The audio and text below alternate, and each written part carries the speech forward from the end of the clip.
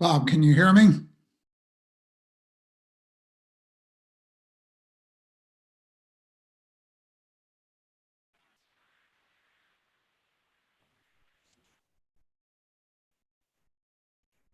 Freddie, you're loud and clear. Thank you.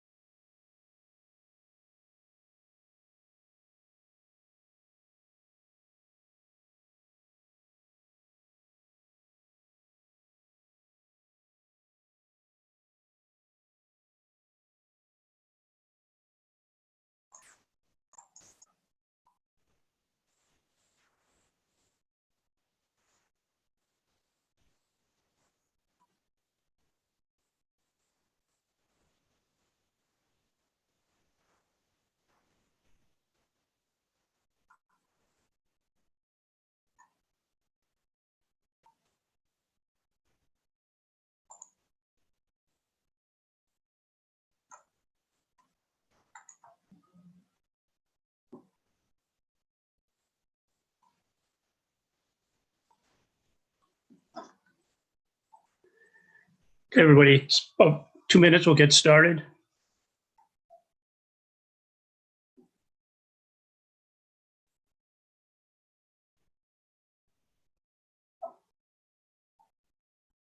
Okay, everybody, it's about 2 minutes, we'll get started.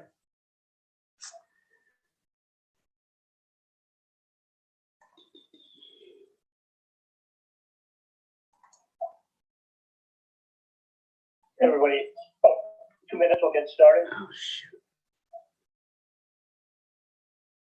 Roger that. We hear you, Bob.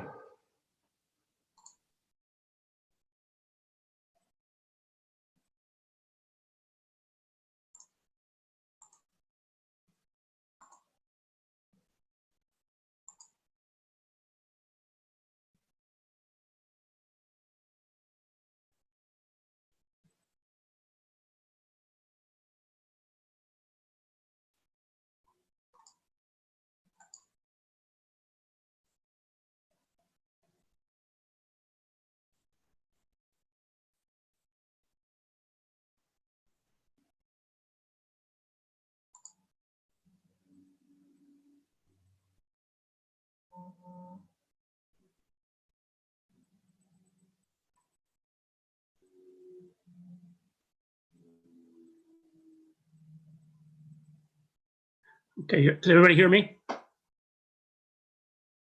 Good.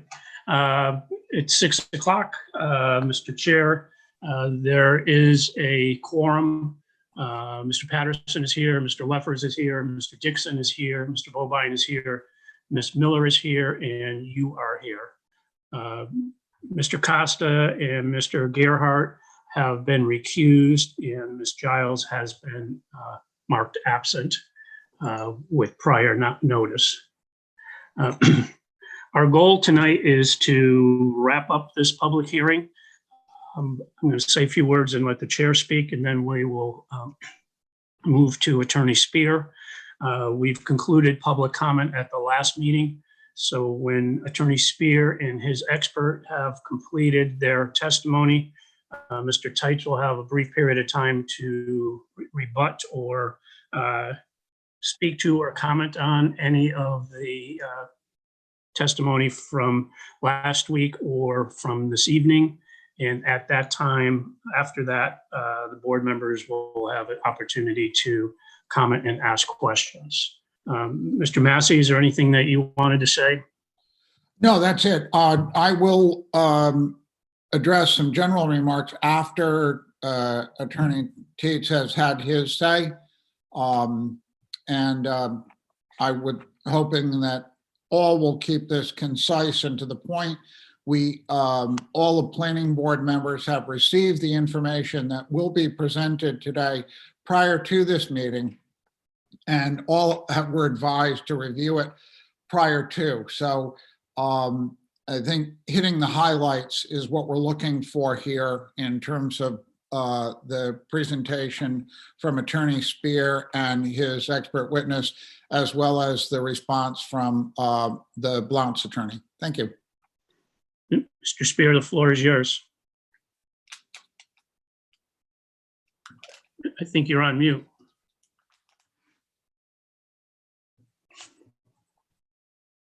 Mr. Spear, we can't hear you.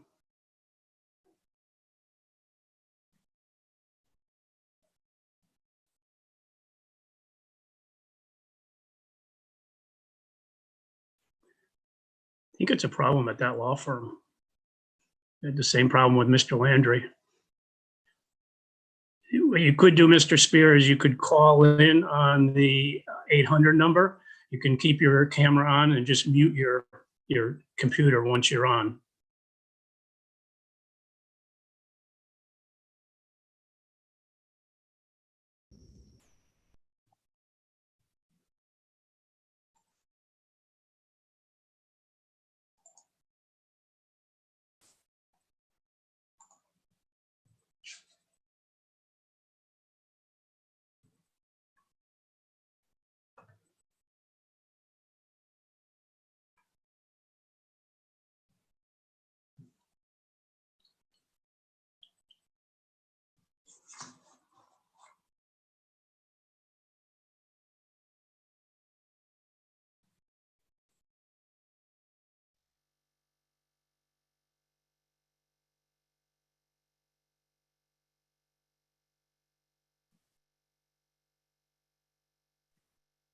Bob, is it possible to have Ms. Sweet do her presentation?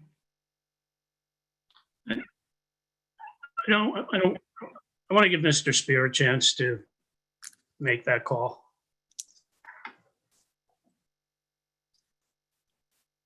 Can he hear us? I believe so. Yes.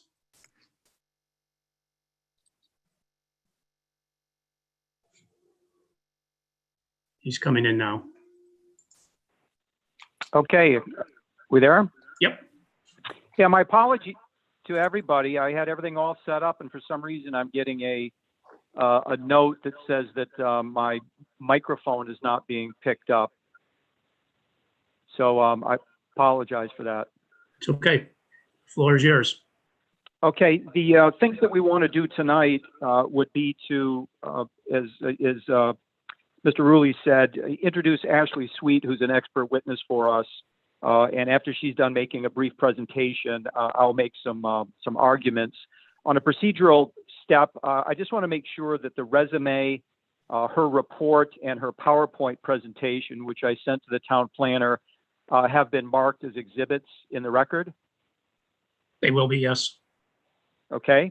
And in terms of Ms. Sweet being treated as an expert witness, if anyone has looked at her resume, you can see that she has a tremendous background in land use planning and actually been a planner in several communities in the state, and has also testified before a significant number of boards in the state. So unless someone would like me to ask her questions about her qualifications, I'd ask that she be recognized as an expert. Yes, I think we can do that. Okay, thank you. All right, Ashley, are you there? I'm just gonna, she unmuted herself. I'm here. Can you hear me? Yes. Okay, Ashley, the floor is yours. And what we'd like you to do is walk everyone through the PowerPoint presentation.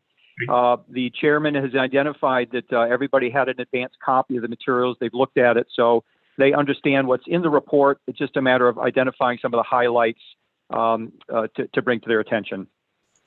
Sure. Bob, are you able to bring that up and share? Yeah, I'm going to try right now. Okay.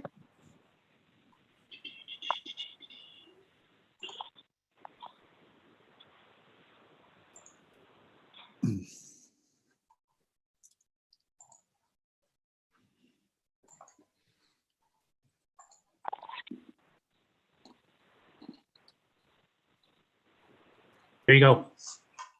Thank you. So I was brought in as a professional planning consultant to review the application before you, both for the major land development and for the zoning amendment for the Blount properties. Next slide, please. In doing this review, I took a look at the application materials that were provided by the applicant. I took a look at your zoning ordinance, specifically focusing on the waterfront district and the components of the ordinance related to land development. I looked at your subdivision regulations, your comprehensive plan, and did an analysis of how the application for both compares to your existing regulatory framework. And I won't go into a tremendous amount of detail on the stuff that's already been reviewed, but as we all know, we're looking at approximately 6 acres of waterfront property on the southern end of Water Street. One of the more important features of this area is that we're considering almost 500 linear feet of road frontage on Water Street, which will have a significant impact in the area. And another significant feature of the property is that southern boundary of the property that is defined in yellow on your screen, which directly abuts the town's recreational town beach facility. So that adds another layer of significance to the project, and that it's directly adjacent to a prominent town recreation feature.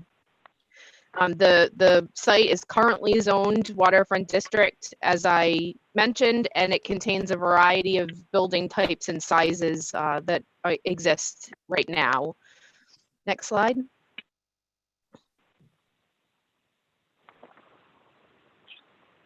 And again, I'm not going to go into a great amount of detail here. This has been reviewed with you by the applicant, and I think everyone is pretty familiar. We're talking about three phases with sub-phases within those, creating essentially 3 large hull shops, although I understand potentially the last phase has been removed right now from consideration. The project itself consists of a variety of different types of components, from repairing existing piers and dredging to fixing bulkheads and finger piers, paving parking areas, and then the addition of some new buildings and additions to existing buildings. Next slide. So first, to kind of go through the zoning ordinance amendment piece with you, the planning board's function in this respect is to give an advisory opinion to the town council on the proposed amendments' consistency with the comprehensive plan. So that is where I focused my review, was looking at the components of the zoning amendment and how they compare to the policies, goals, and action items in your existing comprehensive plan. So the proposal is to change 9 parcels from waterfront district to industrial shipyard waterfront. Overall, the one thing that stood out to me in terms of the zoning ordinance amendment was that it was for the creation of a new district. Not a whole lot in the way of requirements embedded into that ordinance itself. The ordinance itself allows for an expansion of uses over what currently exists. It allows for changes to the dimensional requirements, essentially by way of reducing those dimensional requirements. It reduces or increases lot coverage percentages. It does away with building size limitations, and there, in my opinion, in doing a comparison of your current district with the proposed district, there's a loss of some design requirements between the 2 districts. Next slide.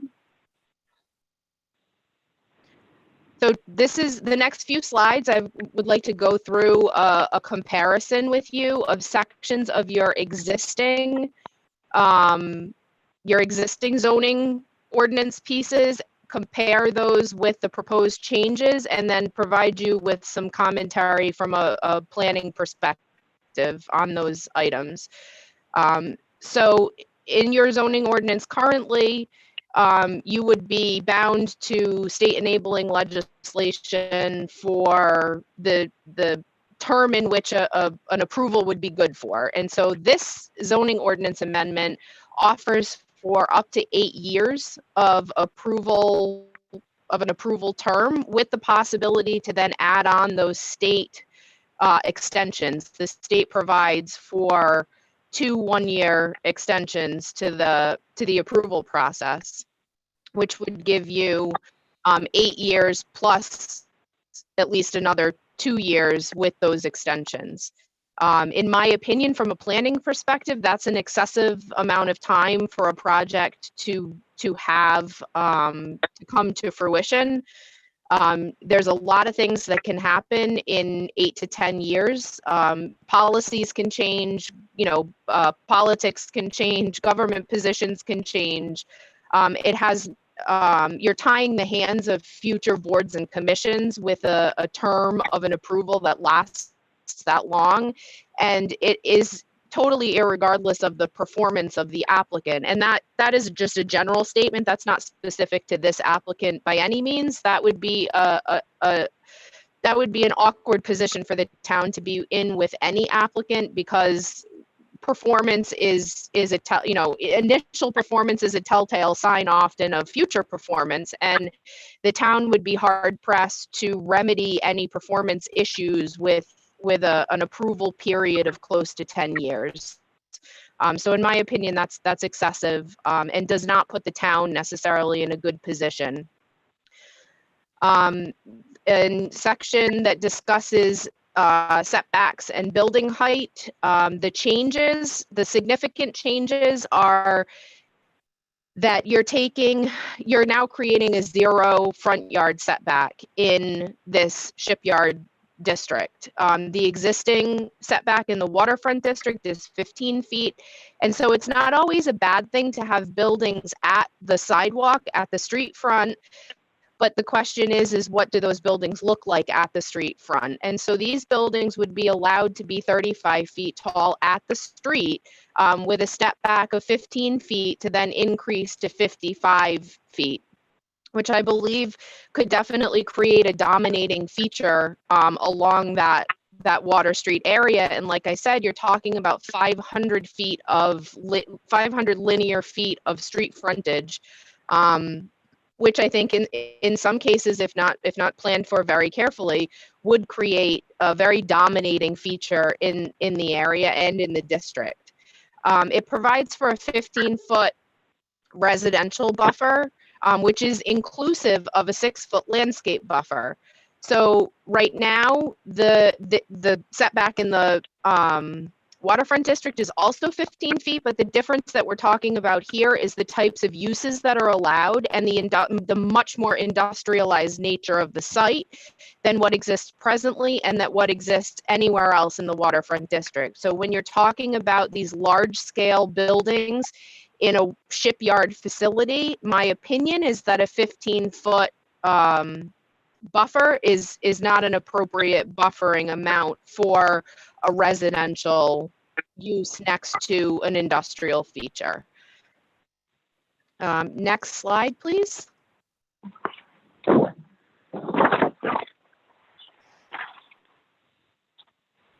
So looking at this particular parcel that's outlined in red here, one of the things that became apparent as I was going through the zoning amendment and the application was that this piece of property that is outlined in red is the town property, which is adjacent to the beach.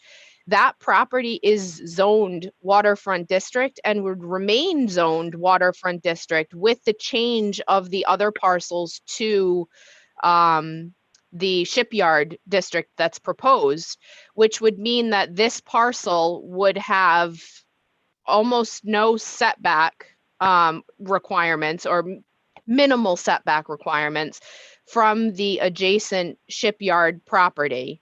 And I think with the importance of this property and the adjacent town beach, it deserves some more significant setback and buffering requirements than are presently offered, both through the proposal and through the zoning ordinance. Next slide.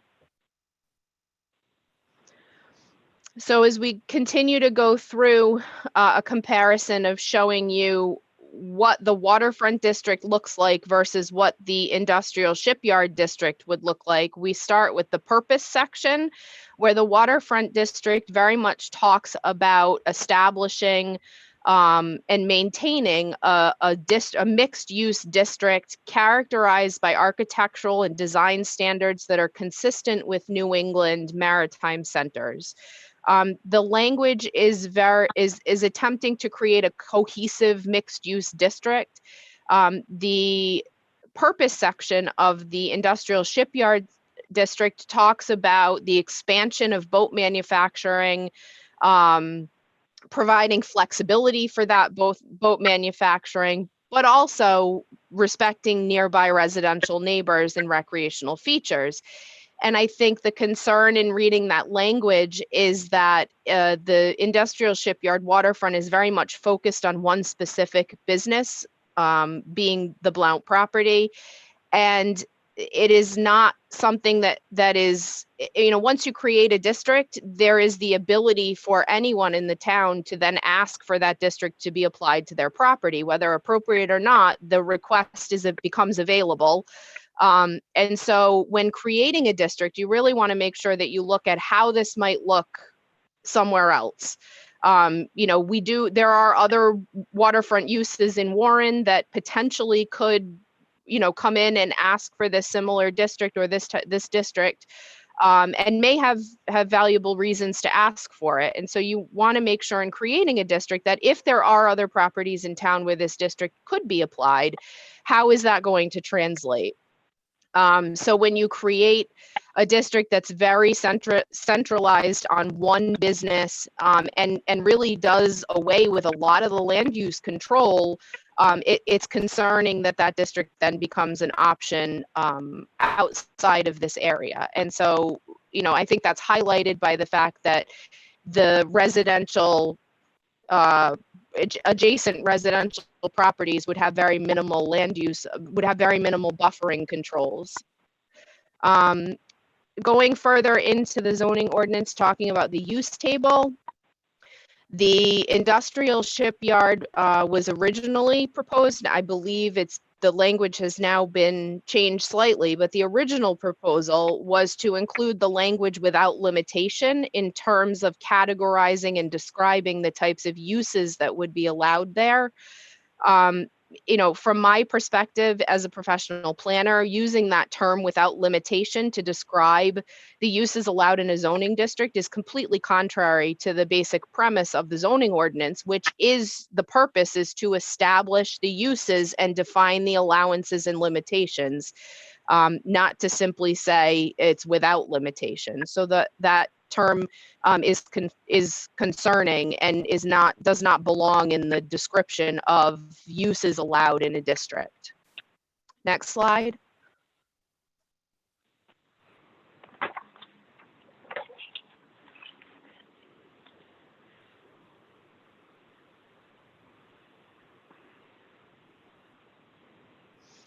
So we spoke a little bit about setbacks. The waterfront setbacks are from the structure to a residential boundary is at 15 feet, the front yard at 15 feet, and the rear yard at 20 feet. The new proposed setbacks would be front yard of 0, a side yard of 0, and a side yard abutting a residential would be 15 feet, including 6 feet of landscape buffering and 0 feet to a water body. And again, I spoke about it's the same 15 feet from waterfront to industrial shipyard waterfront, but what's changing significantly are the uses that are being allowed in that district. And so that's where the concern comes in. The district is in its name already is much more industrial in nature than the entirety of the waterfront district. And so when you have residential properties abutting true industrial districts, 15 feet is is typically considered, I would typically consider that an insufficient buffering. When you're talking about height, the waterfront district is a 35-foot height limitation. Proposed in the industrial shipyard waterfront is 55 feet. That's a full 20-foot increase on what is currently allowed. And I think we all recognize that when you're talking about height of a building, 20 feet is not insignificant. That can take a building from what feels like average to something that feels much larger than average. Especially when that 55-foot building has minimum setbacks. It'll only be pushed in from either the front or the side, only on the side when it's touching a residential district, by 15 feet. Next slide, please. Moving into lot coverage, the existing waterfront district talks about 30% lot coverage limitations, while the industrial waterfront district doubles that lot coverage to 60%. So that's significantly more coverage of a site in the shipyard district. One of the concerns with that specifically for these properties is the what appears to be at this point a lack of at least a lack of understanding of what the current stormwater controls are. The applicant has proposed that there is no new impervious surface being created, although we have no calculations at this point to show existing coverage versus proposed coverage. So when you're talking about the allowance for coverage of that kind of increase, the first concern typically is to look at stormwater in those circumstances. As far as building size, currently in the waterfront district, there's an 8,000 square foot cap, but there is an allowance to move above and beyond that with certain design considerations. In the industrial shipyard waterfront, there is no building size identified, there is no cap, and there is no specific design requirements tied to the size of the building. So as you increase the size of the building, the design requirements do not increase in order to break up the massing of those large buildings, which essentially would create the allowance of that 55-foot high hull building that is directly facing the town beach property. Building facade, there is requirements in the waterfront district that talk about containing street level windows in order to keep the building, the visuals of the building interesting. That requirement doesn't exist in the shipyard waterfront district. There is some discussion about buildings, breaking up the massing of the building, but the language is very loose and there are no real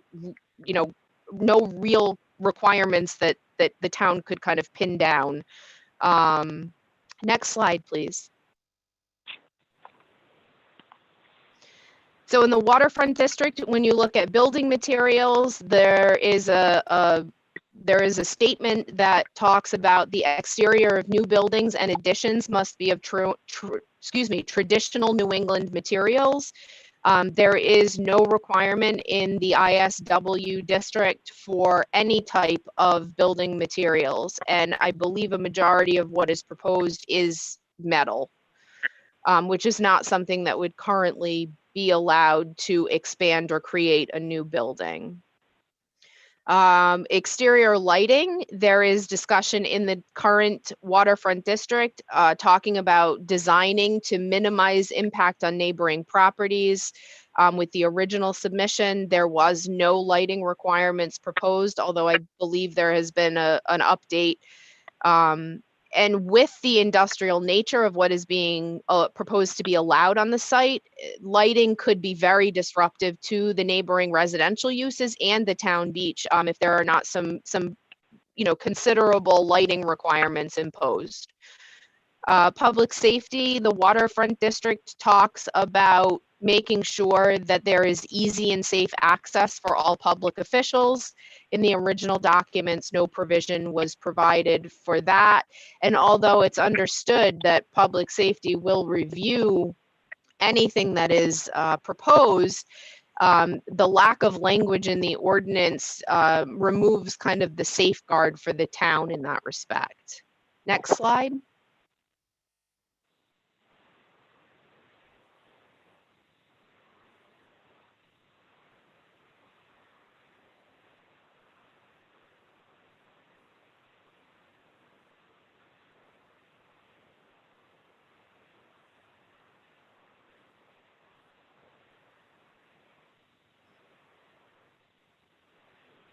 So now if we take a look at circulation, there is a requirement in your waterfront district that talks about designing interior circulation in a manner that takes public safety into consideration.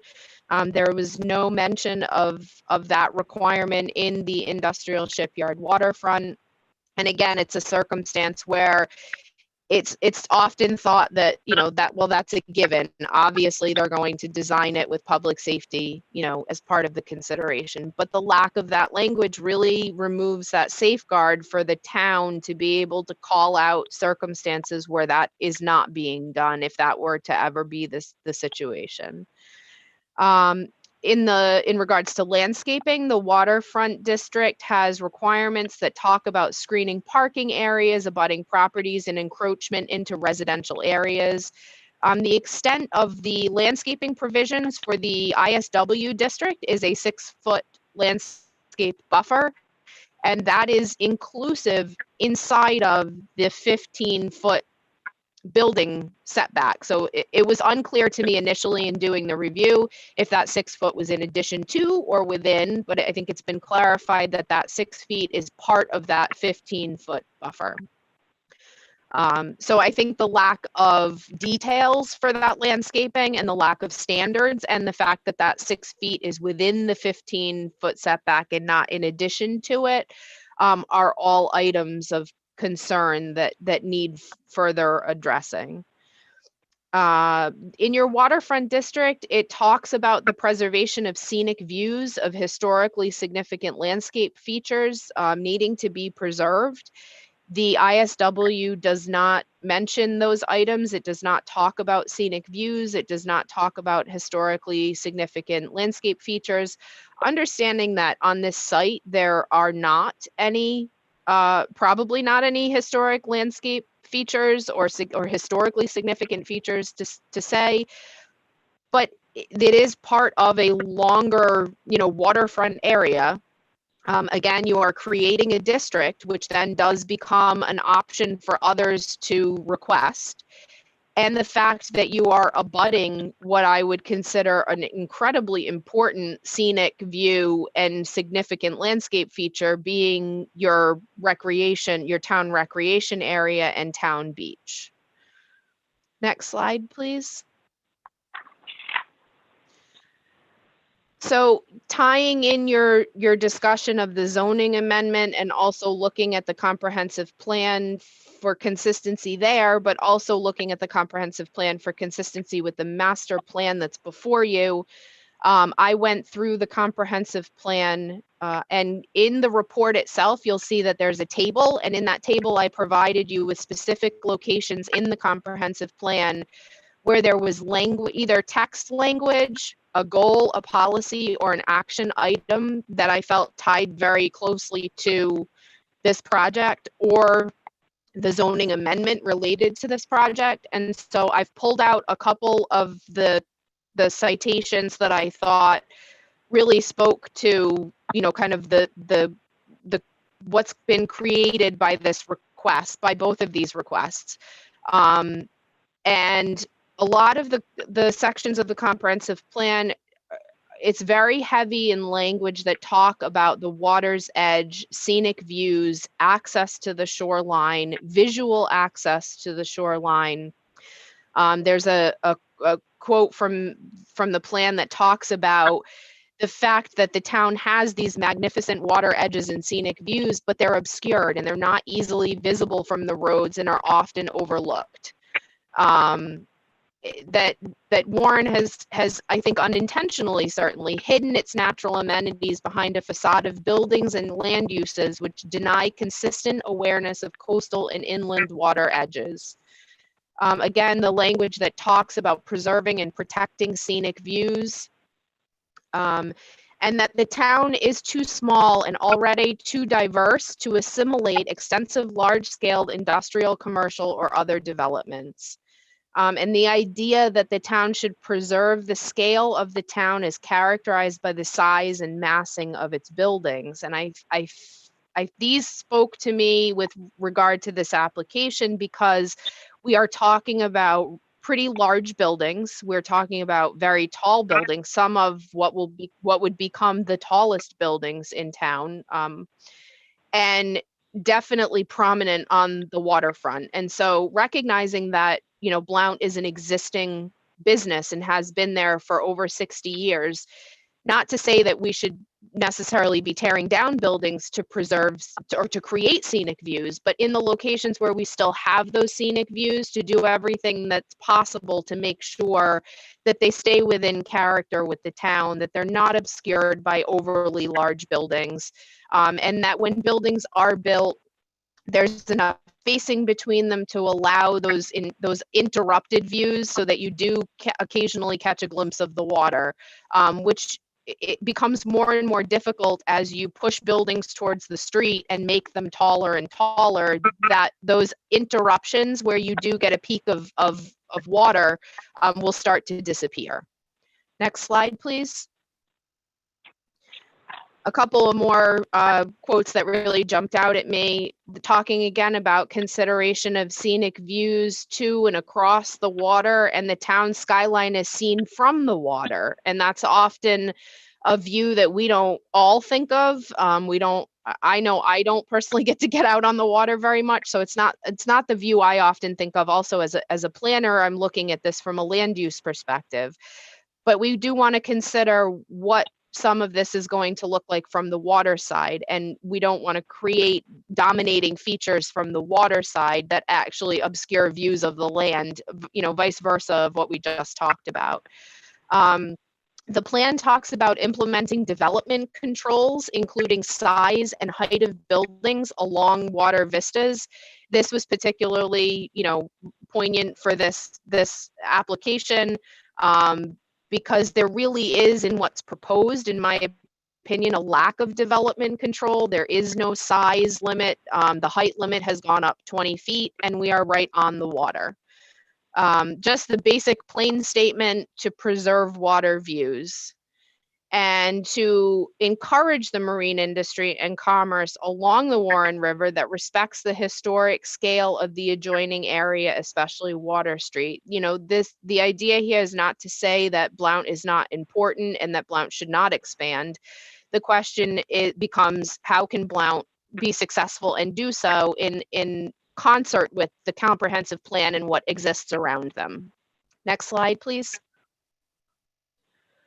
A couple of items that didn't quite fit in to that overview of zoning. I did mention that the stormwater portion of the applications feels to be light and seems to be lacking. Understanding that master plan is a conceptual stage, but that it is also a vesting stage, and that it's important for the town and the board to understand the general information related to stormwater measures, construction measures, erosion and sedimentation control measures. Having a basic understanding of those items at this level is appropriate and necessary for good decision making. And the applicant, to my knowledge, at this point, there are no calculations of existing impervious area shown, so there's no way to verify a no increase scenario that's been presented. And when you're talking about increasing the allowable lot coverage from 30 to 60%, looking at those things is really crucial. I already did mention the phasing schedule. I believe that's in excess of what's appropriate for the town. Again, a large span of time that creates a lot of uncertainties that would make it difficult for the town to try to manage after the fact. Next slide, please. So there was two things that really jumped out at me that when I was reading the comprehensive plan, and I'd like to just read them for you quickly so that you can consider these when you're looking at all of these pieces and how they fit together. Zone changes, particularly those requesting a more intense use of the land planned for in the comprehensive plan, must be shown to be unquestionably in conformance with all aspects of this plan. If you can move to the next slide, the second part of that kind of conversation where there was discussion about how the town needs to adapt to growth, talked about planning objectives must be precisely defined and should state exactly what procedures and regulations must be developed. If the town continues to react to development proposals and spot zone changes, it will be able to affect future land use only by guarded acceptance of proposals, delay tactics, or litigation. The reason I think that these two quotes are really important and they come directly from your comprehensive plan is the first one speaks to the idea that whatever the town is presented with has to be, without question, has to be consistent with the comprehensive plan. And secondly, the reason for doing that is that you need regulations that are specific enough that allow the town to understand what the development is going to look like, how it's going to impact the community, and what the future of that area is going to look like. And in my opinion, there's just not enough there in this zoning ordinance for me to say as a professional planner that you'll be able to do that.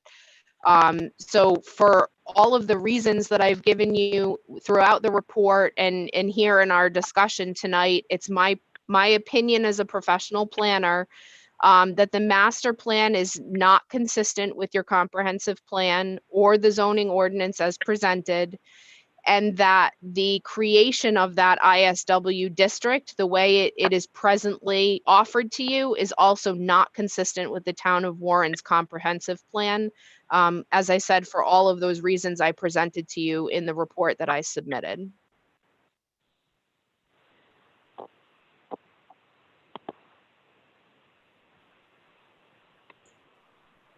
Thank you, Ashley. Mr. Spear. Are there any questions from the board for Ashley? Not seeing or hearing any. Okay, thank you very much. At this time, what I'd like to do is just offer a summary of the arguments that I think are most important for the members of the board to think about as they ponder a decision in this matter. And I think what you've just heard from Ms. Sweet is that there are areas of grave concern with this proposal. They're not grave concerns with Blount Marine. They're not grave concerns with the integrity of their business. They're not grave concerns with the desires of Blount to do something good for the town. They're not grave concerns with regard to their ability to build great vessels. They're not grave concerns with the fact that people around the country, maybe even the world, may at some point in time be on one of those vessels and see a plaque on it that talks about Warren, Rhode Island, and Blount. Those are all good things. The grave concerns here are problems with the process that's been proposed, problems with the site design and implications, and problems with the zoning ordinance. And the approach that is before you is not the right approach for the town to embrace to accomplish the goals of helping a local industrial manufacturing company stay competitive, improve efficiencies, and thrive when new business opportunities are presented, such as those of the offshore wind industry. I will touch on these 3 points very, very briefly. The process, as Ashley pointed out, is not good for the town because of the long vesting period. I couldn't say it any better than she did. You will be setting in place something for long-term with lacking of controls and tying the hands of future boards for many years without the ability to modify things to take into consideration changes of a variety of types that could come down the road. You need to have better control of the growth of businesses, especially businesses that are of such an intense use, ones that don't fit within the parameters of the surrounding land uses. And it is much more advantageous, I believe, for the community and the abutting property owners to continue a step-by-step approval process like the one that is in place right now. If Blount had come before this board for just one phase of their project, asking for permission to do one element of it, it would be quite a different story. And I don't see why leaving the property zone the way it is and coming back for special use permits is an overly burdensome process for the applicant. And if they are doing the right things by going through that process, I'm sure it's something that the town would embrace, because I do know that there's a lot of energy behind the desire to try to create jobs, to try to create additional tax revenue for the community. And I think that most of the boards would like to help if the infrastructure of or the architecture, I should say, of the regulations makes sense. I think it's the fact that it might be inconvenient or time consuming on the applicant to follow the current trajectory of permitting is not a good argument.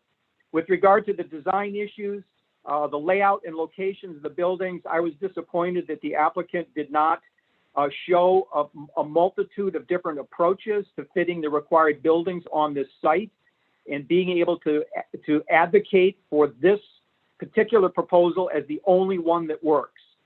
There are a lot of different pieces on that site right now, some which are not even being used, like the large tent building, where this 55-foot building could be moved much further away from the street and located in different areas. And with the machinery that they want to put in to move boats around, I would like to see the applicant show if this is the approach that has to be done. It's the only approach that will work, and I don't think they haven't convinced the board that that's the case.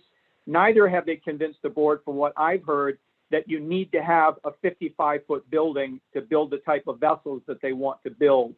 I think the 55-foot building certainly makes a lot of sense for them. There's a lot of utility to it and a lot of conveniences with it, but trading off the massive change to the area down there with a building of that size needs to be demonstrated that it is absolutely necessary and that it has to be in conformance, as Ashley said, with all of the criteria of the comprehensive plan. And I don't think that they have made their case that a 55-foot building is necessary. And I don't think putting the building so close to Water Street makes sense either. That's really the game changer here from the standpoint of what the town is doing that's going to could have long-term negative impacts. I think you folks on the board who are volunteering and coming out late at night to do this type of work would never want to be the ones that people would be talking about 5, 10, or 15 years from now saying, what were they thinking when they allowed this building? There must have been something that they were thinking, but why would they have done this? Why didn't they just put it over there? Or maybe they could have moved things around a little bit. It could have been so much better if it had been done a different way. And I would hate for those kinds of statements to be made 5, 10, 15, 20 years from now when that gigantic structure is there and it's there for the long haul.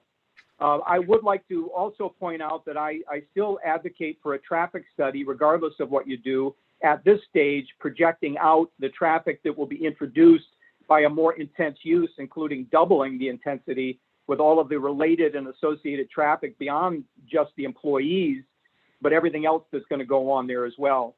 On the zoning side of things, there are grave concerns about this zoning ordinance. What you've seen that was presented to this board is a developer's delight. Is write your own ticket, write the zoning ordinance the way you would like it, and we'll tweak it a little bit along the way when people start making objections to it and pointing out areas of concern. Some of those changes were made as recently as maybe 2 hours ago. I didn't even have a chance to read through them, but you can see there are little bits of reactions in there. But the problem is that this zoning ordinance in its use clause is allowing a breadth of uses here that's almost off the charts. And I see that they've toned down this language, not limited to a little bit, but it still presents a massive number of opportunities for businesses down there that go well beyond Blount. It just isn't changing this thing so Blount can do what they want to do. They're changing it so that that piece of property becomes a much more valuable piece of property to the Blount family, because it allows room for Blount to sell off lots to other types of uses that want to come in to do the marine work. And, I understand that. But what you're doing is you're redesigning the layout of this property with these lots, with all of these different uses, under the guise of just helping Blount do what they do, and without giving consideration to what other people could do on this site if they came in and started buying off these lots that have been redesigned in the subdivision process to make them much more accessible for other types of uses, to put other buildings on them. And those will be permitted, and you'll have a very, very difficult time stopping other uses that come in that aren't just the Blount uses.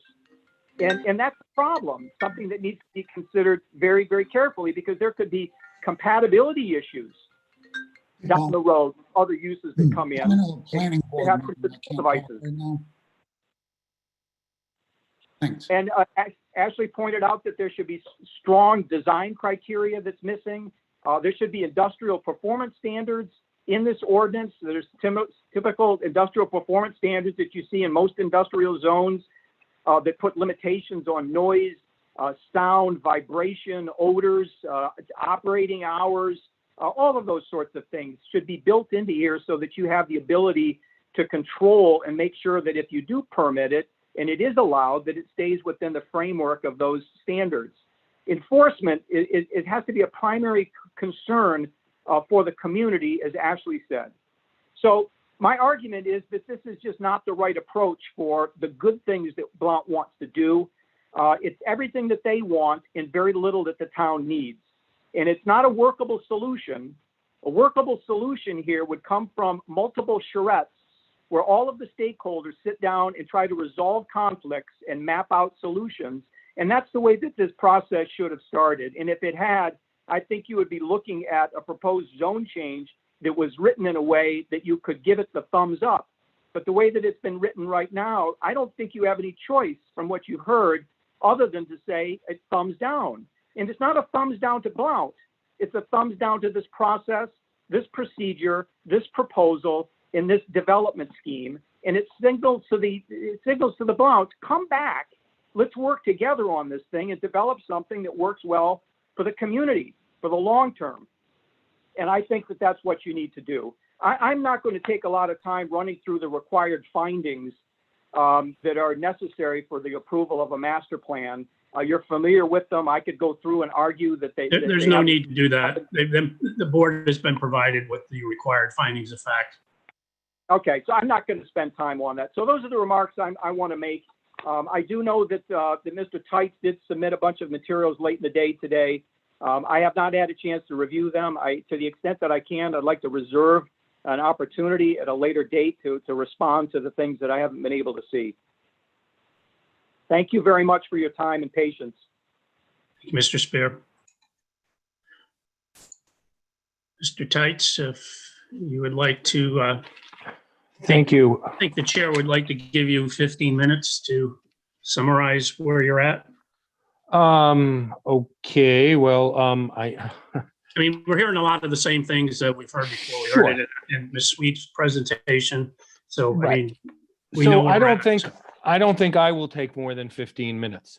However, I do think, Mr. Nathan Kelly was kind of cut off the last time because he was only talking about the master plan and not the zoning. And he's prepared a response to Ms. Sweet's materials. And he's not going to go through the entire PowerPoint as she did, but I think he would be needing to say that. And we also have a rebuttal witness to, it was basically a new thing brought up by Ms. McDougall and Mr. Lombardi about property values.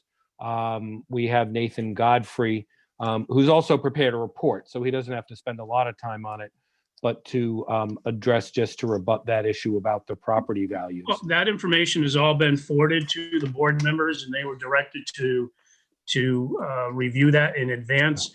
If you would like Mr. Kelly and Mr. Godfrey to take a portion of your time in order to offer a summary, that would be fine. That's your call. Okay, sure. Then let's do that. And are Mr. Spear and I going to have a few minutes for closing arguments afterwards? Or is my Mr. closing Spear is arguments? done, and this is your 15 minutes down to 13 remaining. Okay, so I just want to talk about one thing that he said, which is the talking about cutting up the property into valuable pieces of property and selling off lots. And I think that relates to a lot of what's a concern, what's going to happen to this property. And I just want to really point out that even if that was our goal, this would not be the way to achieve it. The subdivision could be done. It's an administrative subdivision. We have 9 or 10 lots to start with. Over on the west side of the street, we're going to end up with the same number of lots. Right now, the lot lines run right through the middle of buildings, and different owners own different lots adjacent to one another. We're cleaning that up. If we wanted to sell this off for development, we would be much better not bringing this anywhere before you, because under the existing waterfront zoning, there are a total of 24 uses permitted by right in the waterfront zone. There are a total of 41 uses allowed by special use permit in the waterfront zone. 65 uses that would be allowed if we just kept our mouth shut and went to the zoning board and asked for dimensional variance. However, we're giving you a proposal that says 1 use, industrial shipyard. So I think that if you look at it, if you look behind the smoke there, you'll see we're not doing this so we can sell off property and make money. We're doing this to preserve the shipyard use. And even if it gets sold, you're still going to have a shipyard industrial use there. You're not going to have a whole slew of other uses that may or may not provide decent employment or the same tax base. The other thing too, I want to say is just about the timing. Ms. Sweet and Mr. Spear both confuse vesting with phasing. Rhode Island law basically does not put a time limit on phasing. If you look at Rhode Island General Law 45-23-48, that controls phasing.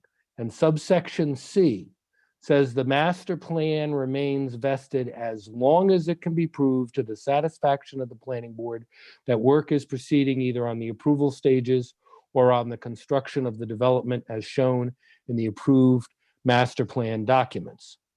Then it goes on to say vesting extends to all information shown on the approved master plan documents. So under state law, the phasing could be as long as the work is still going on.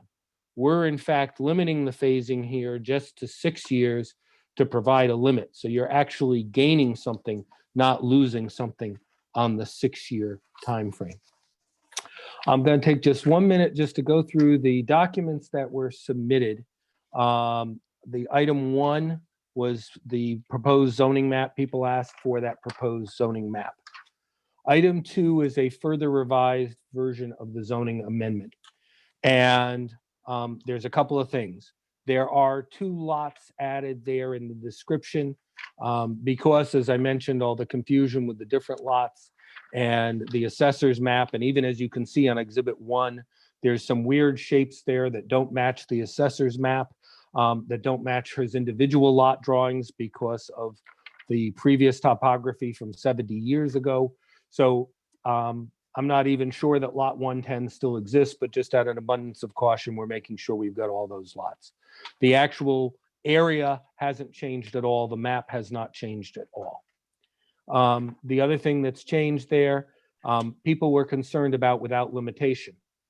That's the accessory use of the property, not the principal use, and it's simply a descriptive list of possible accessory uses. I've changed it to but not limited to, just so that people perhaps wouldn't be scared of it, but it just goes to that accessory part. There's still only 1 use, a shipyard. There's not an unlimited number of uses.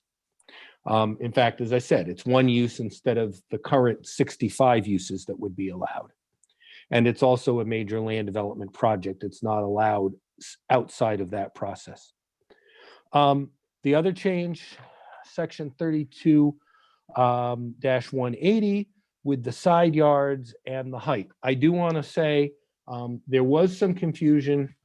It did seem originally, I thought that the lot that is the park, the northern part of the beach, I thought was zoned residential, as was the rest of the beach. But in fact, it is waterfront. So we've made the changes to that section there so that the setbacks would apply. There's not going to be a setback where it applies, where it butts up against the sewage treatment plant, but we've made it clear that that 35-foot setback with the first 70 feet limited to 35 feet there, that's going to continue where the abutting lot contains a municipally owned park or recreation facility, because that was always the intent. And now that it's clarified that that lot actually happens to be zoned waterfront, we've corrected the text to make that clear. So basically, there would be the height would only be allowed for 35 feet. There'd be, first of all, the 15-foot setback, and then there would be 35 feet for the first 70 feet on the height to do it as a step down. And then finally, we've added at the end there under G and H and I, some more standards for the landscaping, the access and safety, and the lighting. And frankly, those are added to provide comfort, but they're superfluous because that's the whole point. You're doing a major land development project, and you're already being careful about this. It was already in response to you about the question of the fire truck access and the drainage. We're already doing those things, and the planning board already has that power through the major land development project. I'll just very quickly, item 3 is Exhibit I, just eliminating phase 4 on that document as well. Exhibit P is also, this is the narrative summary part of the major land development application, just adding the same changes there to make it conform and eliminating phase 4. Item 5 is National Grid's letter of availability. Again, something that was asked for before but wasn't available at last month's meeting, or the last meeting 2 weeks ago. Item 6 is a shadow study. And I'll defer to the board if they want to have our architect discuss it. But there was a concern, this building is going to be 55 feet high. It's going to cast the entire length of Water Street and the beach into shadow. And therefore, we've done a formal shadow study, which shows it won't. Other than at 4 o'clock on December 21st, a half hour before sunset, that's when there's going to be a significant shadow. The rest of it doesn't really change much from what's there and the existing hull shop and the directions of where it's going, because it's from the southwest and the southeast, and that shadow study shows that. Again, if you want the testimony, I won't give up my 15 minutes, but we'll be happy to answer any questions and provide it if you want.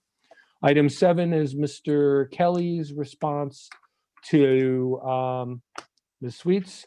And item 8 is Mr. Godfrey's response. And I would just like to now, what do I have, about 7 minutes left? 5. 5, okay. So if I could ask Mr. Godfrey if you could unmute Mr. Godfrey, and if I would just like to ask that he be accepted as an expert. He's testified before boards all around Rhode Island, including Warren. He's been previously accepted as an expert, and I would ask that he be accepted for his report here. And if the board has any questions to him, I would open that up to him. Does the chair accept Mr. Godfrey as an expert witness? Yes, we do. Go ahead, Mr. Godfrey. You are on the clock. You have 2.5 minutes. Thank you much. Well, let's we did give the Attorney Spear and Ms. Sweet quite a bit of time, actually longer than I expected. So I don't want to be unfair to the rebuttal. So go I ahead. understand, but I mean, we're hearing a lot of what we've already heard on all of these matters, both from Ms. Sweet, from Mr. Spear, from Mr. Tite. So I want to make sure that we get through this tonight, but go ahead, Mr. Godfrey. Mr. Chairman, you got me? Am I coming through? Yes. Yeah. Yes. Thank you for the opportunity. I submitted a report. My concern is appropriate land use that's not going to be detrimental to surrounding or nearby property values.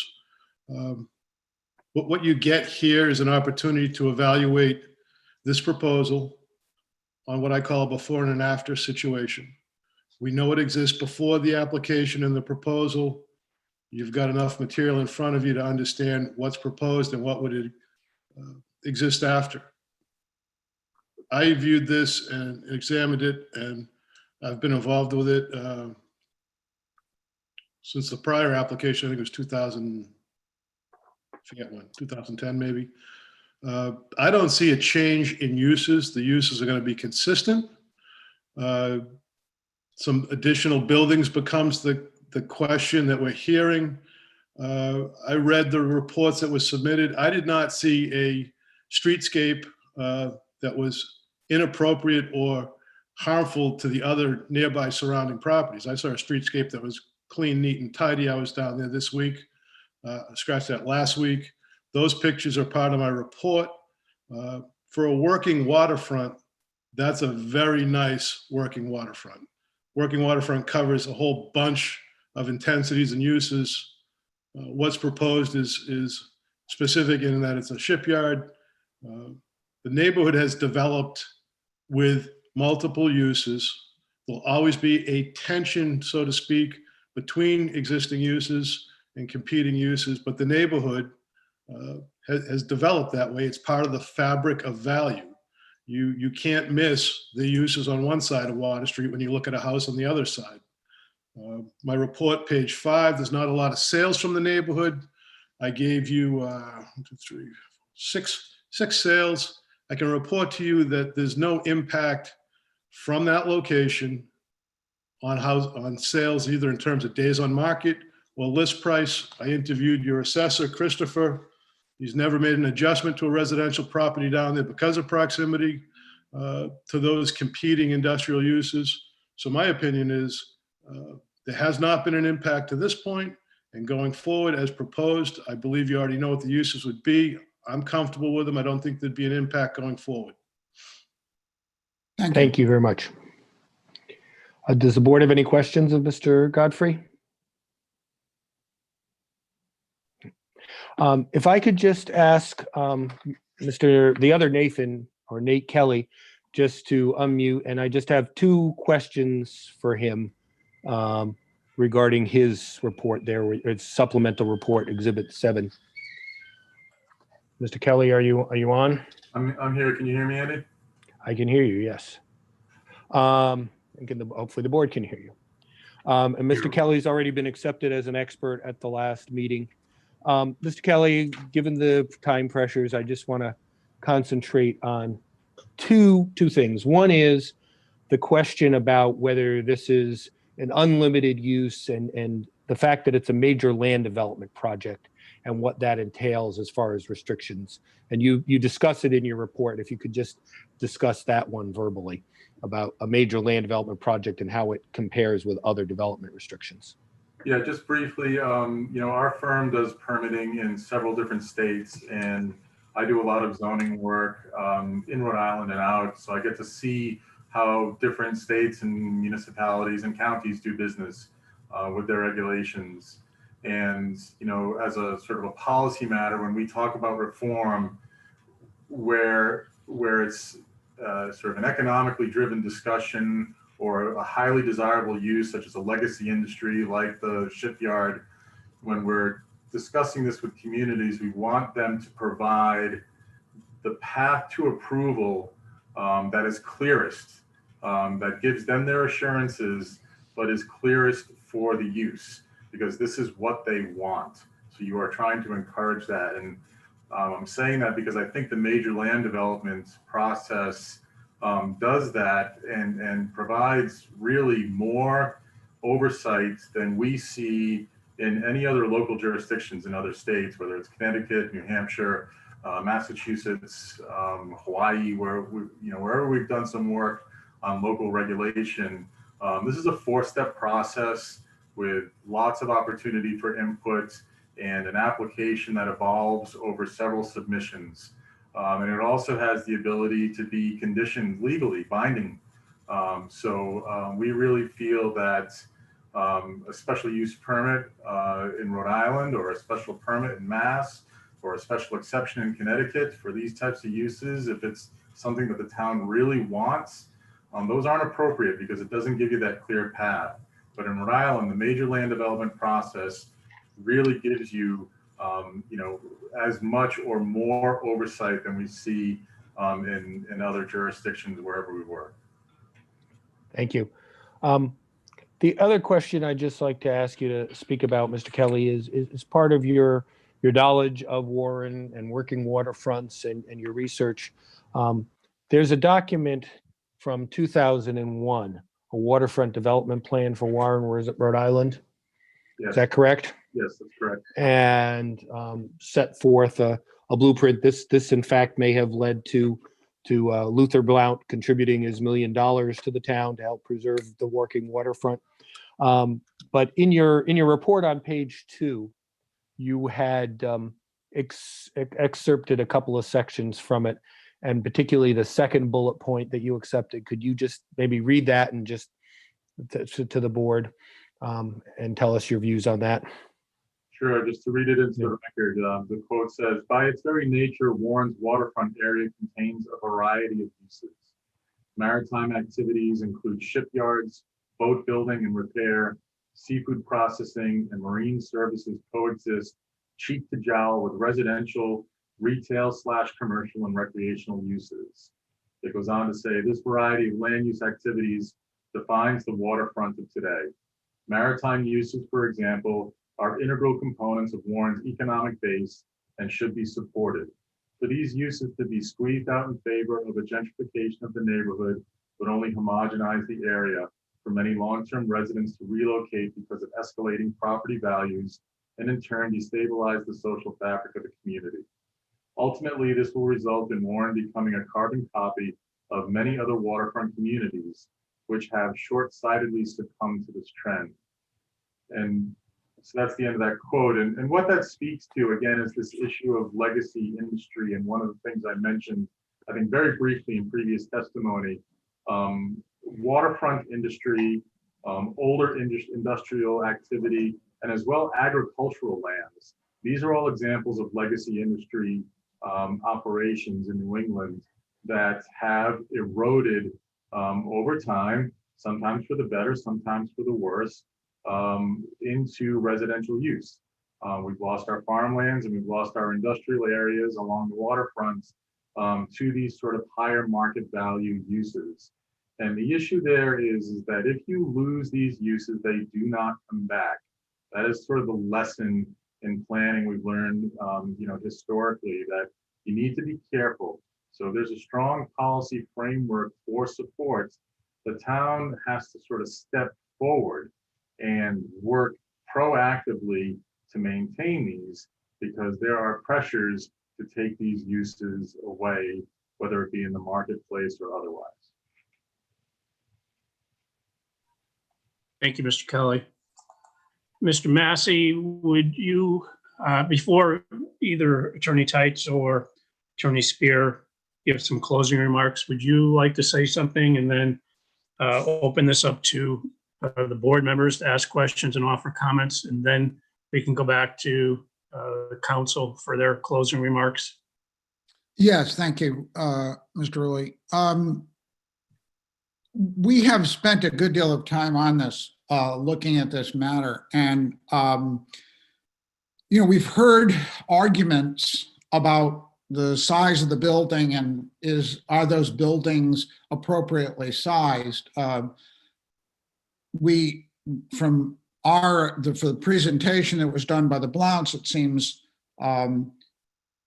clear that those buildings are designed to fit the kind of construction that they're already engaged in. And there were no experts that presented reasons for making different size buildings or moving them. If you look at the map of the shipyard, there isn't a lot of wiggle room in there.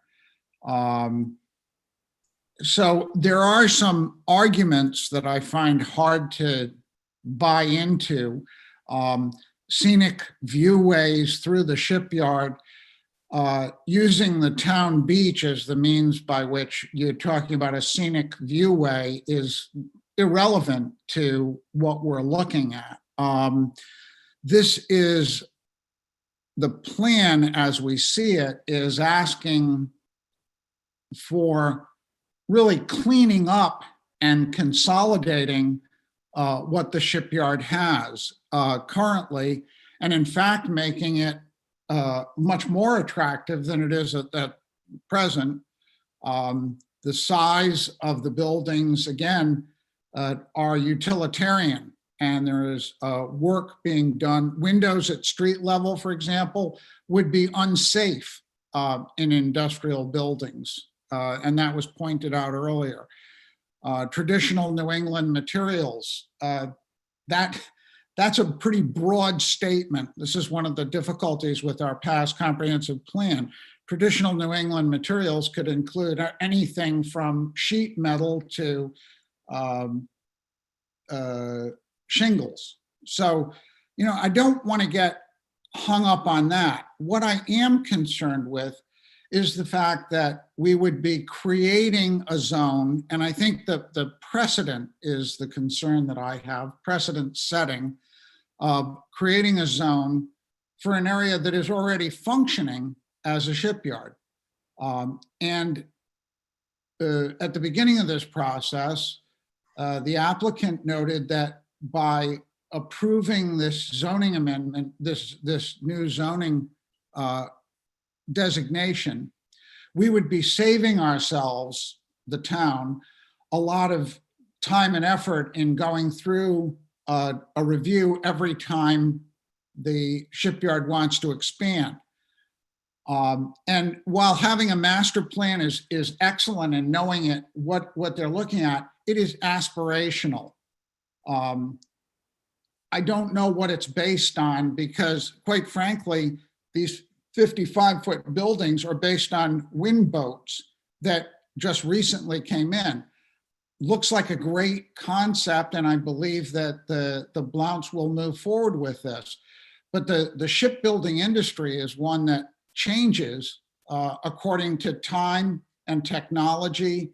And that, to me, to accept a master plan, knowing that things change so quickly. In fact, the Blounts went from making ferries, which they could make outside, or using the telescoping tent, which the planning board approved while I was on the board in the past. Now we're talking about these boats that service the wind industry. That could change over the course of time. So my feeling is that this is appropriate on a phased basis, but not as on an approval of an overall basis. The concept being phase one is what the Blounts need right now to move forward with their manufacturing. That makes sense to me. It's a concrete, realizable goal. Beyond that, we don't know where the shipbuilding industry is going, and we don't know where the Blounts are going with this. But to have the Blounts come back to us, the planning board, whether it's this particular planning board or another one, that's why we're here. We're here to check and make sure that every time there is a change, there is an appropriate change that is taking place. The movement of the area into 9 lots is an administrative matter and can be handled actually outside this board. So my concern here is that we're being asked to approve a zoning amendment, and the master plan is predicated on this zoning amendment change. So it's very difficult to approve a master plan with the concept, with going for a zoning amendment that is based, to my mind at least, on an aspirational basis without grounding in fact, in terms of what will in fact be needed in the future beyond 2 to 4 years. So that's so, to Mr. Massey's point, and for the benefit of members of the board, as Mr. Massey said, if you do not support the recommendation to approve the zoning amendments, plural, to the town council, the master plan application fails. As I mentioned at the last meeting, there is an alternative remedy that if you were to take the project in phases, the applicant could apply for unified development review, where you would look at phase one individually, and you would have the ability to offer and grant the dimensional relief that is needed for phase one. And at such time, as the chair has referenced, phase two is appropriate to come forward, then the applicant would have that same opportunity under unified development review if necessary, if dimensional relief was required. They would not have to, the whole idea of unified development review was to streamline the approval process. So applicants didn't have to go to planning, to zoning, and back to planning. So, you know, the suggestion that it's inconvenient, which was stated 2 meetings ago, to come back, you know, several times is, you know, somewhat disingenuous. You know, if it's the desire of the board to see phase one move forward, then there is an opportunity for the board to consider that under the Unified Development Review. That having been said, I will go around to the various members and ask them to speak with any comments or concerns or questions they might have. I will start with Mr. Patterson. If you could, I think you're unmuted, Mr. Patterson. I am. Go ahead. My concerns are similar to Chairman Massey's concerns. I'm also very much of a mind to allow the Blounts to go ahead with phase one because I feel it's critical to their business and their ability to make competitive bids that the changes and additions that they want to do under phase one should be allowed. I'm not inclined to vote for the amendments. And I do see under that unified plan that you were talking about, Mr. Rulli, I do see our ability to grant other phases as appropriate to not be a problem. I do think it's important that we keep the business that the Blounts have established and are trying to grow very, very much in front of us because they're a stalwart of the town and they're very important to the town. As for any questions I might have, I don't have questions. Thank you, Mr. Patterson. Mr. Dixon, just you got to unmute yourself, or I'll try to mute. There you go. Go ahead. Yeah, I share the same thoughts on that. I had one question about why they would need to have the industrial zoning for the parcel on the other side of Water Street. Why the residential lot needed to be zoned into the industrial shipyard zoning and not be used simply in its current state, since the uses that it was seemed to be planned for it were going to remain more or less the same. Mr. Tights, did you remove that residential lot from the industrial zone? No, we did not. We did what we removed was the residential use. That was concerned that it would just be a non-conforming use. The reason that we included those two lots across the street on the east side of Water Street is because one of them is currently used for part of the shipyard accessory use with the parking. And we know there's a concern about traffic and parking. And the thought was that in the future, assuming we are successful with the growth of the number of employees, although we have shown you a total number of parking spaces that complies with the ordinance, it would certainly make more sense to have more of the parking across the street and therefore utilize the scant area in the shipyard for the shipbuilding. People talk about 6 acres as if it's a big site. It's actually very small for a shipyard. And to the extent that we could do that, that was the reason to include those lots across the street for the the parking, accessory parking to the shipyard. Thank you, Mr. Tights. Mr. Dixon, does that answer your question? Yes, and then the other part is I agree with the concept of moving forward with a phase one as a possibility. And I'm very supportive of them being able to meet their business objectives with respect to the boat building business and doing what is necessary in order for them to honor these contracts and pursue additional contracts.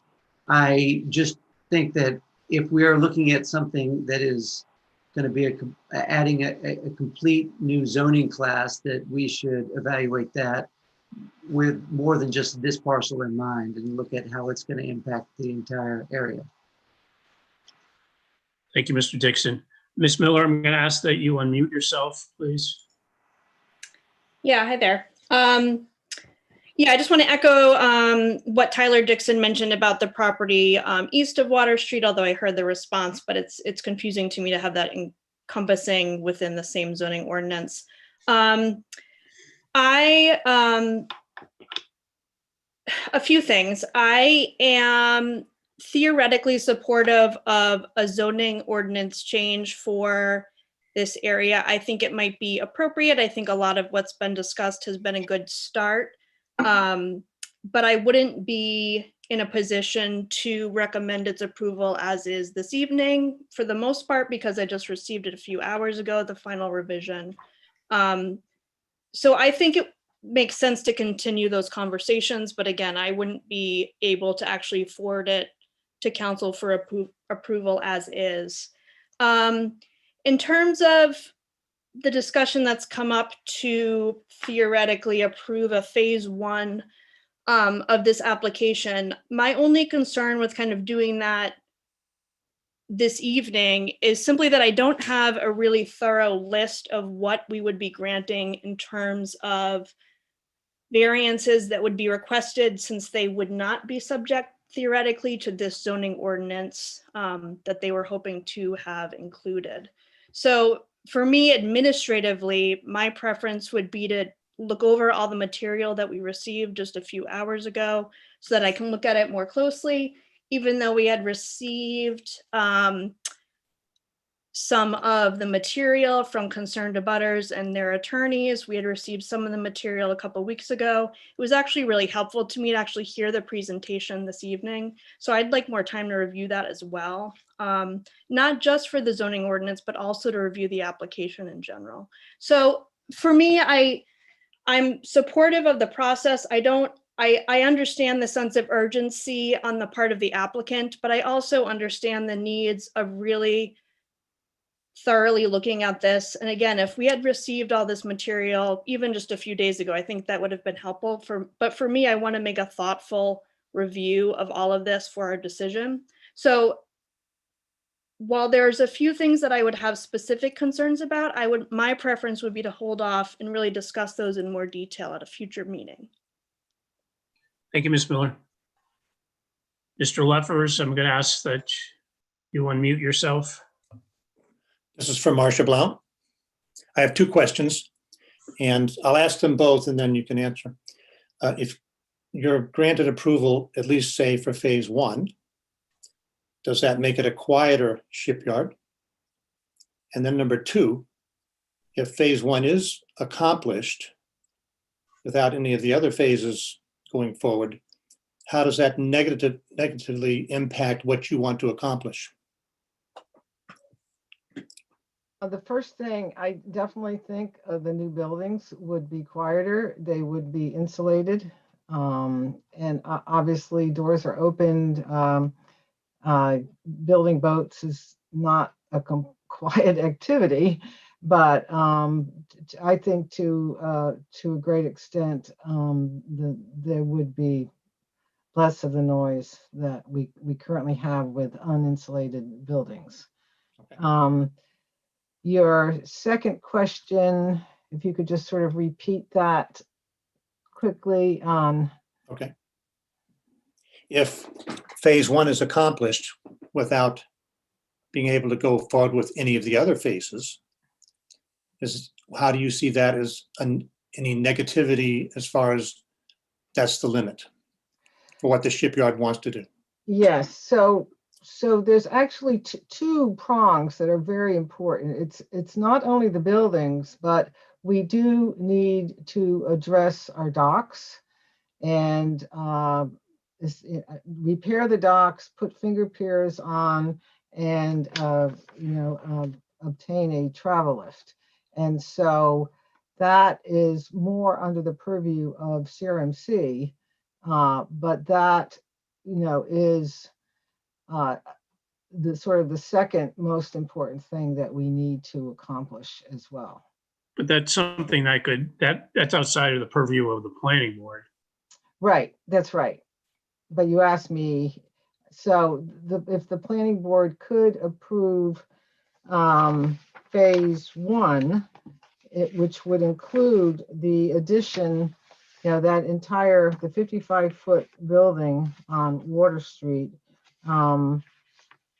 that would go a long way to helping us prepare ourselves for the new business. I do want to say that, the grant we got from Commerce Rhode Island was for, the blue economy for all these wind farm boats, but we build a whole mixture of boats. We're building an icebreaker for Maryland now out of steel. So we will not stop building or bidding on all sorts of steel boats, aluminum boats, ferries, tugs, etc. It's just that we do see that the wind farm opportunity on the number of vessels they're going to need, the fact that we were first in the nation, with a U.S. flag vessel, and we're completing our second. We are just in the right place at the right time for those boats, but it's not going to stop us from our the ferries we've built for many, many years. We need we're happy to have a mix of vessels of all different sizes, under construction. Thank you, Ms. Blount. Mr. Bobine, try to unmute you, or you can unmute yourself. There you go. Thank you, Bob. So I just have a quick question for Attorney Tights. The buffer zone that runs along the beach, I know we discussed previously a vegetative buffer zone, so to speak. Will that sit, what side of the property will that actually sit on once it's all installed? Is it on the town's property or on the Blount's property? Like behind the fence? Sure, this is Andy Tights. It will be on the Blount's property. We're not putting on anything we're not using the town's land for anything any more than it would be on our side of the property. Right. So then I think that, when the time comes of that, if that does happen, I just want to make sure that that's, kept up, and that, if it seems like in this industrial shipyard zone, whatever developer or property owner ever takes over, hopefully that would be kept up so that it continues to look good. I do like the idea of that. So that's my comment on that. Otherwise though, sorry, go ahead. No, I was just going to say, I mean, this would be a condition of approval, so that if it was not kept up, if we would be subject to a notice of violation from the town, even if it's 10 years later. Sure. Thank you. So then with that, obviously, the parties and the stakeholders have all put a great deal of work into all of this and getting us as much information as possible, very helpful information to make a good, thoughtful decision. I share the concerns of the other board members that they've vocalized so far. I am very much in support of finding, or so to speak, crafting a way that Blount can continue to, pursue this and help to grow their business and in turn grow, the town of Warren. But in terms of actually approving a brand new district, I think that requires, I don't know that that's the best thing to do at this time. And I would be in support of sort of a go ahead on phase one. However, before I could vote on that, I think it's important, as Jane mentioned, just from a practical standpoint, after the revisions that have been made since we were first presented with this material. There's been some amendments to the amendments and whatnot. I can't even really tell you right now what phase one actually looks like in a bullet point, fashion. I just couldn't recite it. I'm sort of like hoping to see a distilled version of what that would look like at this point. Lots of material came in today, with many pages of material. I've done my best to sort of look at it, but I can't. We work and we got here and now we're here. So I want to be able to dig into that and digest it against the other material that's out there. So, I think that I'm pretty much on the same plane as Mr. Massey and the other board members who have commented so far. Thank you, Mr. Bobine. Mr. Massey? You're muted. Yeah. So, Mr. Massey, what I'm hearing is that there does not seem as if the board is comfortable with supporting the zoning amendments as presented or at all, that their preference is to address the application in phases as it comes before them.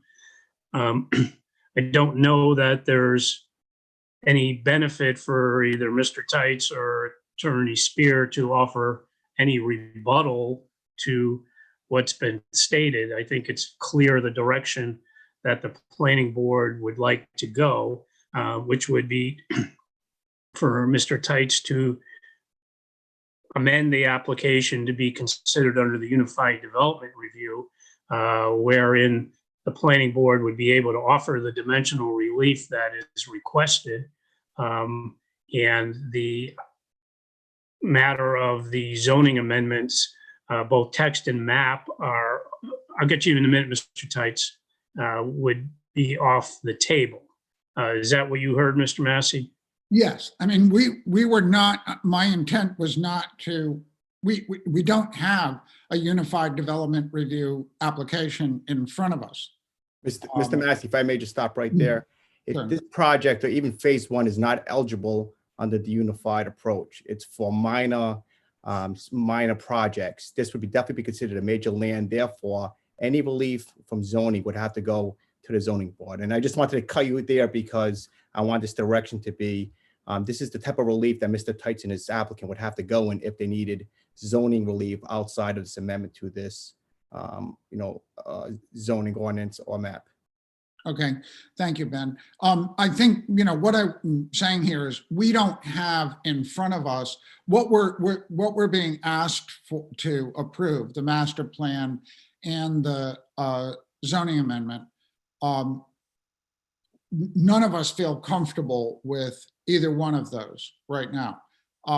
The idea, having looked at this, the master plan as an aspirational document is very helpful in terms of looking at the expansion of the shipyard 8 to 10 years down the line.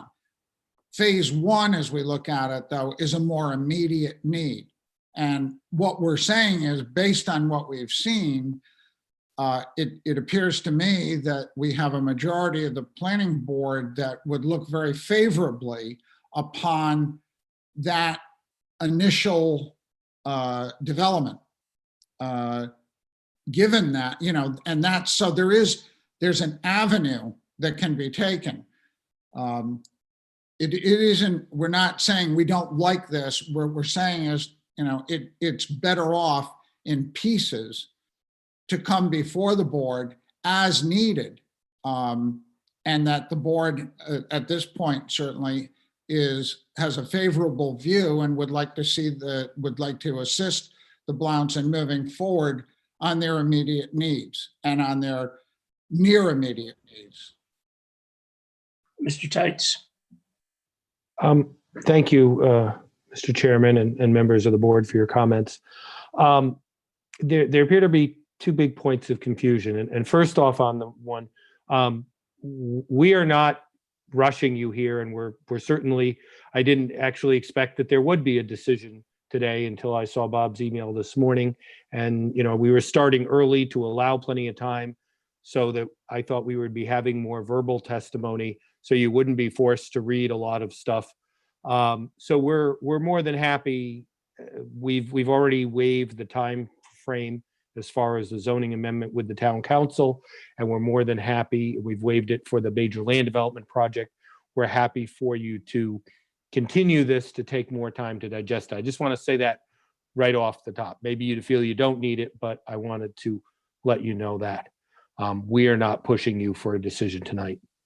The second thing, I guess, is the issue, and I think your solicitor touched on it. I mean, we are not a major land development project now.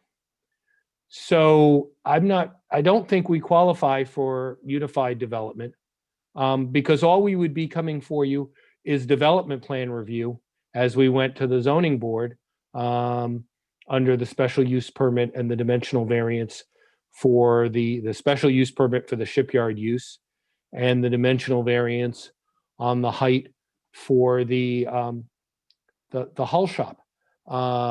So the board is effectively abdicating a lot of its control over this if you go that direction, and that's fine. If you want to, you can do that. I would like to point out, several people have said how you'd like to approve phase one tonight. I mean, even if you wanted to do that, you can't. Under the proposal that we have, we are providing the town with multiple opportunities. We're providing the zone change, which is the public hearing before the town council. And also we have to come back before you after the town council for the preliminary plan for phase one. And I know you've already talked about things you wanted to see then, such as the traffic impact statement and the economic development impact statement. So we'd be coming back to you no matter what. Even if you wanted to, you couldn't just approve phase one tonight. That's why all we were asking for is the master plan. And we realized that phase four, which had another large hull shop, had a lot of concerns, and that did bother people being so far out. So we've taken that off the table completely. And all we're looking for is the current phase one hull shop and the other additions, which is already discussed. Most of that is not really within the regulatory purview of the town. It's CRMC and so forth. But we'd like to be able to be a use, albeit with a major land development project, and be able to show this to the lenders who are going to lend the money for that hull shop, and to the ship owners who are going to commission these ships, that yes, this is the plan for the town, and the town's happy to see the shipyard can stay there for at least the foreseeable future, the 6 years of the plan. And it's the same thing that we were talking about. I mean, Mr. Spear actually summed it up very well, saying, you know, why don't you just keep coming back, prefer it step by step. And if that's what the town of Warren wants, that's what we'll do. But you guys are the planning board, and one would think that it would be good to have a plan and some certainty for everybody, even including the neighbors. What's going to happen to this property over the next half decade, 6 years? What's going to happen there? Oh, we've got a plan. This is what it is. We have to come back to you for preliminary approval for each phase. So you're not giving us a final, a firm approval on anything at this point. You're just approving that master plan.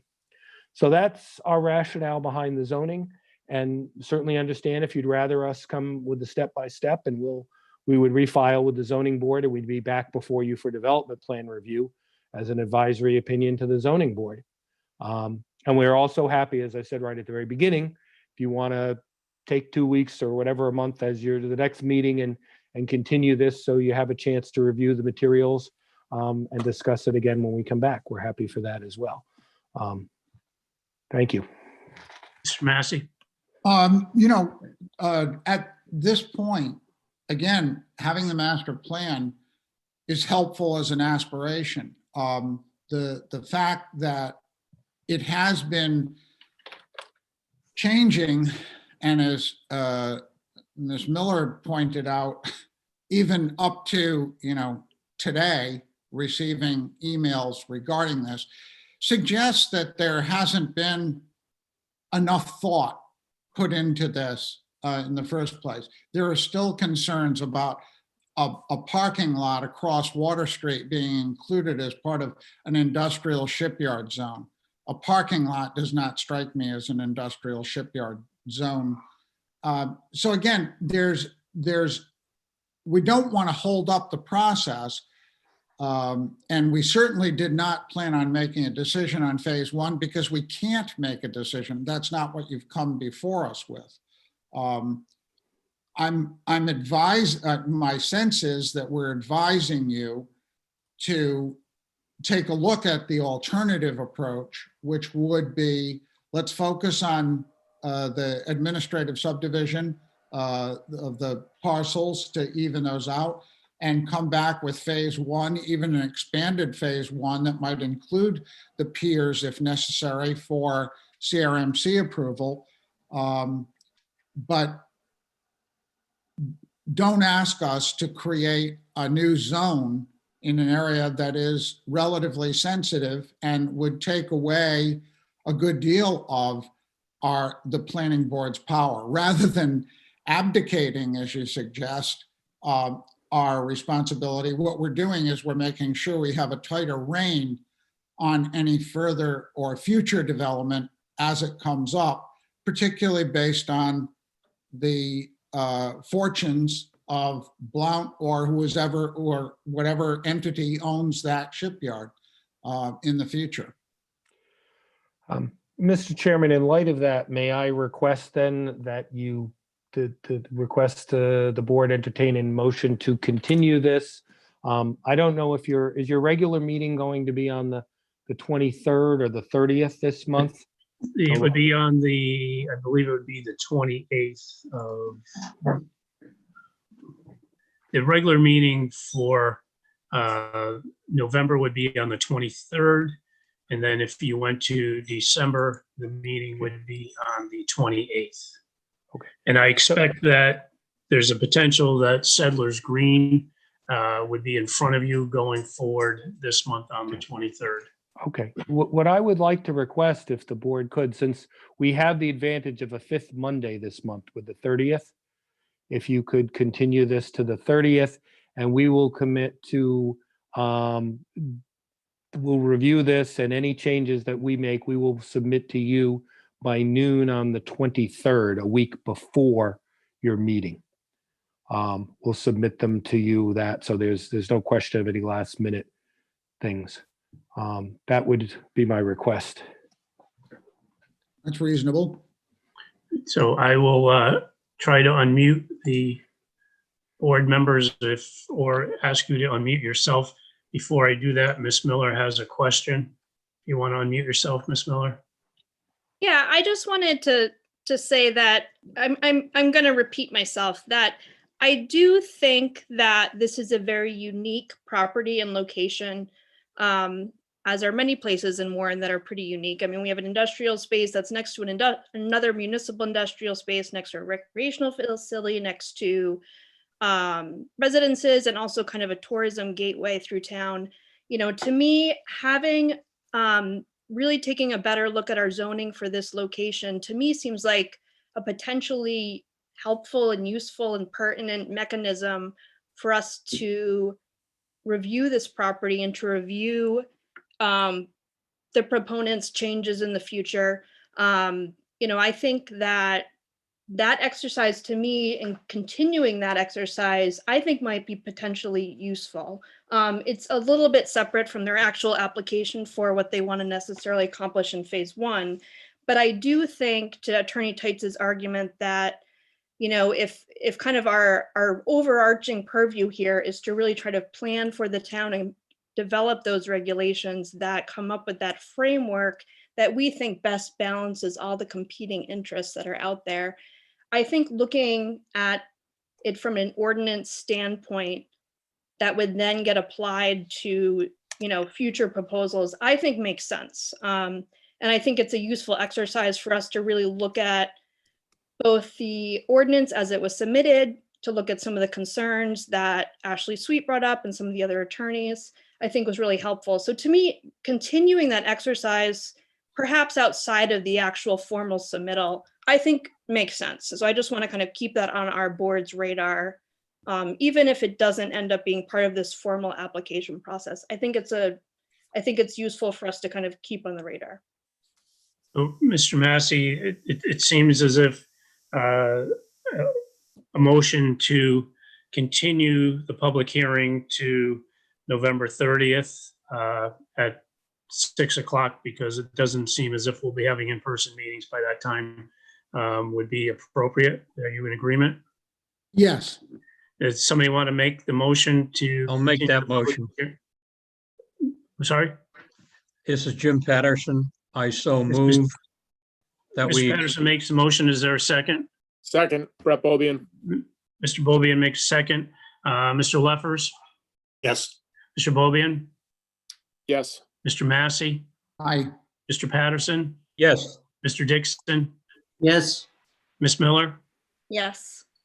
The motion is unanimous. This public hearing is continued to November 30th at 6 o'clock, most likely over the Zoom meeting platform, because it's so enjoyable. Mr. Rulli, I think what we need to say though is we are not going to go over, we're not going to have, repeated presentations again. Our public comment ended. This is a public hearing, but it is specifically to address, and one would hope that any changes to the proposal that the applicant wants to make, and that in addition to getting that information to us 7 days before the meeting, that would also be provided to Attorney Spear as well. Absolutely. I mean, I think it's just to reiterate what the chairman just said. I mean, Mr. Teitz, you heard where the board is. You are preparing to respond to that.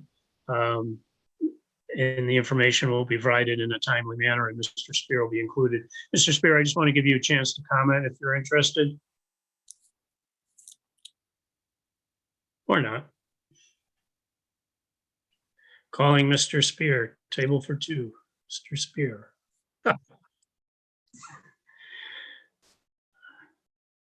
Well, Mr. Spear seems to have. There he is. There he is. here he is. Yeah, call in again. I think you're, let's see.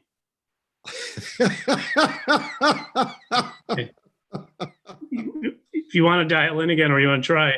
Can we do some shadow puppets here? Yeah. So I think Mr. Spear indicated he's good.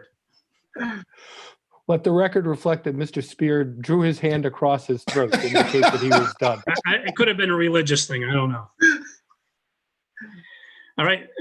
If there is a motion to adjourn, we'll entertain that, and we will have the regular meeting on the 23rd and the special meeting again on the 30th. Bob, was there a vote on the motion to continue?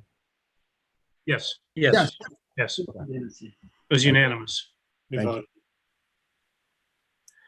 Okay. Motion to adjourn. I'll make that motion. Is there a second? I second. Mr. Dixon. Mr. Dixon, second. If no one has any objections, we'll assume that everyone voted to adjourn. Thank you. Thank you. Thank you. Thank you very much.